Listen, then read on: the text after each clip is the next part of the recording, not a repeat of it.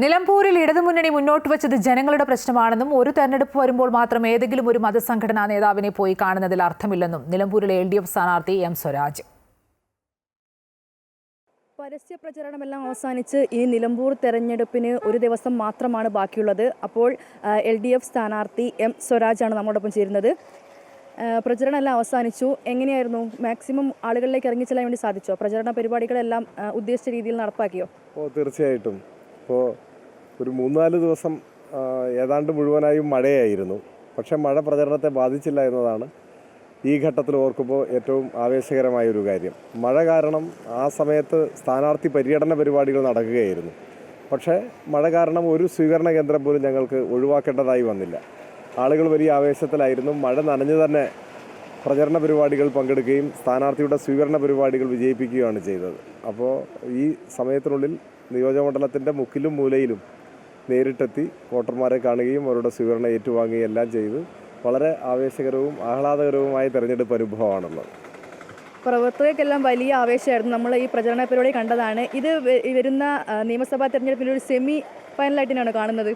അങ്ങനെയൊക്കെ വിലയിരുത്തുന്നുണ്ട്. അത് സ്വാഭാവികമാണ്. കാരണം ഇനി കേരള നിയമസഭയുടെ കാലാവധിക്കുള്ളിൽ മറ്റൊരു ഉപതെരഞ്ഞെടുപ്പ് ഉണ്ടാവില്ല. അതായത് ഇതാണ് ഈ നിയമസഭാ കാലാവധിക്കുള്ളിലെ ഒടുവിലത്തെ ഉപതെരഞ്ഞെടുപ്പ്. ഇനിയിപ്പോൾ ഏതാനും മാസം കഴിഞ്ഞാൽ തദ്ദേശ തെരഞ്ഞെടുപ്പ് വരാൻ പോകുന്നു. അത് കഴിഞ്ഞാൽ നിയമസഭാ പൊതു തെരഞ്ഞെടുപ്പും വരാൻ പോകുന്നു. അപ്പോൾ അങ്ങനെയൊക്കെയുള്ള വിശേഷണങ്ങൾ ഈ തെരഞ്ഞെടുപ്പിന് സ്വാഭാവികമായി വരും. അതിൽ പ്രത്യേകതയൊന്നുമില്ല. മറ്റു പ്രധാനപ്പെട്ട കാര്യം, ഈ തെരഞ്ഞെടുപ്പ് പ്രചരണത്തിലെല്ലാം പ്രധാനമായും ജനങ്ങളുടെ പ്രശ്നങ്ങൾ ഉന്നയിച്ചില്ല, അല്ലെങ്കിൽ കൂടുതൽ രാഷ്ട്രീയ കാര്യങ്ങളാണ് ചർച്ചയായത് എന്നുള്ളൊരു ആക്ഷേപം പൊതുവെ വരുന്നുണ്ട്. അത്തരമൊരു സാഹചര്യം ഉണ്ടായിട്ടുണ്ടോ? അതെനിക്കറിയില്ല. ഞങ്ങൾ ജനങ്ങളെയും നാടിനെയും ബാധിക്കുന്ന പ്രശ്നങ്ങളാണ് ചർച്ച ചെയ്തത്. എനിക്ക് തോന്നുന്നു ഈ നിയോജകമണ്ഡലത്തിൻ്റെ വിവിധ കേന്ദ്രങ്ങളിലായി ഒരു 250 യോഗങ്ങളിലെങ്കിലും ഞാൻ പ്രസംഗിച്ചിട്ടുണ്ട്. മൈക്ക് ഉപയോഗിക്കുന്ന 250 യോഗങ്ങളിലെങ്കിലും പ്രസംഗിച്ചിട്ടുണ്ട്. എല്ലായിടത്തും പറഞ്ഞത് നാടിൻ്റെ വികസന സാധ്യതകൾ, വികസന പ്രശ്നങ്ങൾ, ജനങ്ങൾ നേരിടുന്ന വിഷയങ്ങൾ, ജനക്ഷേമ പദ്ധതികൾ, പുതിയ ജനക്ഷേമ പദ്ധതികൾ, ഇത്തരം കാര്യങ്ങൾ മാത്രമാണ് പറഞ്ഞിട്ടുള്ളത്.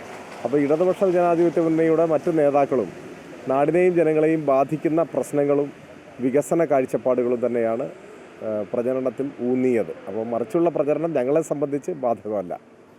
അതേപോലെ വലിയ ഒരുപാട് വിവാദ ചർച്ചകളെല്ലാം ഉണ്ടായി നിലമ്പൂരിൽ. പക്ഷെ അതിനെല്ലാം നിന്ന് M. സ്വരാജ് വിട്ടു നിൽക്കുന്ന ഒരു കാഴ്ചയാണ് കണ്ടത്. പ്രത്യേകിച്ച് വിവാദങ്ങളോടൊന്നും പ്രതികരിച്ചിട്ടില്ല. അങ്ങനെ വേണ്ടെന്ന് കരുതിയിട്ട് തന്നെയാണോ? അത് ഞാൻ തുടക്കത്തിൽ തന്നെ പറഞ്ഞിരുന്നു. തെരഞ്ഞെടുപ്പിൽ എപ്പോഴും ചർച്ച ചെയ്യേണ്ടത് നാടിനെയും ജനങ്ങളെയും ബാധിക്കുന്ന വിഷയങ്ങളാണ്. നാടിൻ്റെ ഭാവി, ജനങ്ങളുടെ ക്ഷേമം, ഇതൊക്കെയാണ് പ്രധാനമായും ചർച്ച ചെയ്യേണ്ടത്. അങ്ങനെ വരുമ്പോഴാണ് ജനാധിപത്യം അർത്ഥപൂർണ്ണമാവുക. അങ്ങനെ വരുമ്പോഴാണ് തെരഞ്ഞെടുപ്പ് കൊണ്ട് നാടിനും ജനങ്ങൾക്കും എന്തെങ്കിലും പ്രയോജനം ഉണ്ടാവുക. അപ്പോൾ ആ ഒരു ആശയം മുൻപോട്ട് വെച്ചിട്ട് നമ്മൾ തന്നെ അത് ലംഘിക്കാൻ പാടില്ലല്ലോ. അപ്പോൾ ഒരു വിവാദത്തിനും ഞങ്ങൾ ചെവി കൊടുത്തിട്ടില്ല.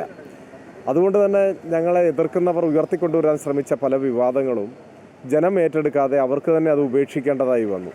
ചില ഘട്ടത്തിൽ ചരിത്രം ഓർമ്മിപ്പിച്ചു എന്നതൊഴിച്ചാൽ ഒരു വിവാദത്തിനും ഞങ്ങൾ ചെവി കൊടുത്തില്ല. വിവാദങ്ങൾ ഞങ്ങൾ സൃഷ്ടിച്ചില്ല.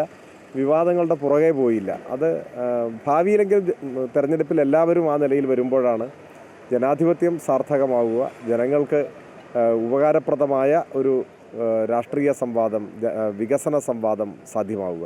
ആധുനിക കാലത്ത് തെരഞ്ഞെടുപ്പുകളെല്ലാം അങ്ങനെ ആവുന്നതാണ് ഏറ്റവും നല്ലത് എന്നാണ് എനിക്ക് തോന്നുന്നത്. മറ്റു പ്രധാനപ്പെട്ട കാര്യം, മറ്റ് മുന്നണികളിലെ സ്ഥാനാർത്ഥികളെല്ലാം തന്നെ മതസംഘടനാ നേതാക്കളെ എല്ലാം കണ്ട് വോട്ടുറപ്പിക്കുന്നൊരു അവസ്ഥയുണ്ടായി. പക്ഷേ M. സ്വരാജിൻ്റെ ഭാഗത്തു നിന്നും അത്രയും നീക്കമൊന്നും ഉണ്ടായിട്ടില്ല. അങ്ങനെ എന്താ ആ ഒരു നീക്കത്തിലേക്ക്? അങ്ങനെ അതിലൊന്നും പ്രത്യേകത. ഈ നിയോജക മണ്ഡലത്തിലെ എല്ലാ സംഘടനകളിലും പെട്ടവർ ഈ നിയോജക മണ്ഡലത്തിലുണ്ട്. അവരുടെ ഭാരവാഹികളും അതിലൊക്കെ ഉള്ളവരുണ്ട് ഈ നിയോജക മണ്ഡലത്തിൽ. അവരിൽ ഏതാണ്ട് മിക്കവരെയും കാണുകയും വോട്ടഭ്യർത്ഥിക്കുകയും ഒക്കെ ചെയ്തിട്ടുമുണ്ട്. പിന്നെ തെരഞ്ഞെടുപ്പിൻ്റെ സമയത്ത് മാത്രം ഏതെങ്കിലും ഒരു സാമുദായിക നേതാവിനെ പോയി കാണുക എന്ന് പറയുന്നത് അദ്ദേഹത്തെ തന്നെ വില കുറച്ച് കാണുന്ന പോലെയാണ്. ഇലക്ഷൻ വരുമ്പോൾ മാത്രം പോയി കാണുന്ന ഒരാൾ ഇപ്പോൾ നിരന്തരം കാണുകയോ സൗഹൃദം ഉണ്ടാവുകയോ ചെയ്യുന്നതിലൊന്നും ഒരു ദശകവുമില്ല. പിന്നെ ഏതെങ്കിലും ആരെങ്കിലും കാണാതിരുന്നത് ബോധപൂർവ്വം അല്ലെങ്കിൽ കാണണ്ട എന്ന് തീരുമാനിച്ചിട്ടൊന്നുമല്ല. തെരഞ്ഞെടുപ്പിന് ആകെ 20 ദിവസമാണ് ഉണ്ടായിരുന്നത്. സ്ഥാനാർത്ഥി പ്രഖ്യാപനത്തിന് ശേഷം 20 ദിവസമാണ് ഉണ്ടായിരുന്നത്. അപ്പോൾ ഇവിടുത്തെ വോട്ടർമാരെ പരമാവധി കാണുക. ഈ പറയപ്പെട്ട എല്ലാ വിഭാഗങ്ങളിലും പെട്ട സംഘടനകളുടെ ഭാരവാഹികളെല്ലാം ഇവിടെയുണ്ട്. അവരെയും നമ്മൾ ബഹുമാനത്തോടുകൂടി തന്നെയാണല്ലോ കാണുന്നത്. അപ്പോൾ മറിച്ചുള്ള പ്രചരണത്തിനൊന്നും ഒരു കഴമ്പുമില്ല. അത് മറ്റു വിലയിരുത്തലുകൾക്കും അതിൽ പ്രസക്തിയില്ല. നിലമ്പൂരിൽ ഇടതുപക്ഷം തന്നെ വിജയിക്കും. ഞങ്ങൾ തികഞ്ഞ ആത്മവിശ്വാസത്തിലാണ്. ആ ആത്മവിശ്വാസത്തെ അരക്കിട്ടുറപ്പിക്കുന്ന അനുഭവമാണ് തെരഞ്ഞെടുപ്പ് രംഗത്തുടനീളം ഈ നാട് സമ്മാനിച്ചിട്ടുള്ളത്. ഓക്കെ. എന്തായാലും വികസനമാണ് തങ്ങൾ ചർച്ച ചെയ്തതെന്നും അതുകൊണ്ട് തന്നെ നിലമ്പൂരിൽ വിജയിക്കുമെന്ന ഉറച്ച വിശ്വാസത്തിലാണ് LDF ഉള്ളത്. അമർജിത് കൽപ്പറ്റയ്ക്കൊപ്പം വർഷ ഗിരീഷ്, അമൃത ന്യൂസ്, മലപ്പുറം.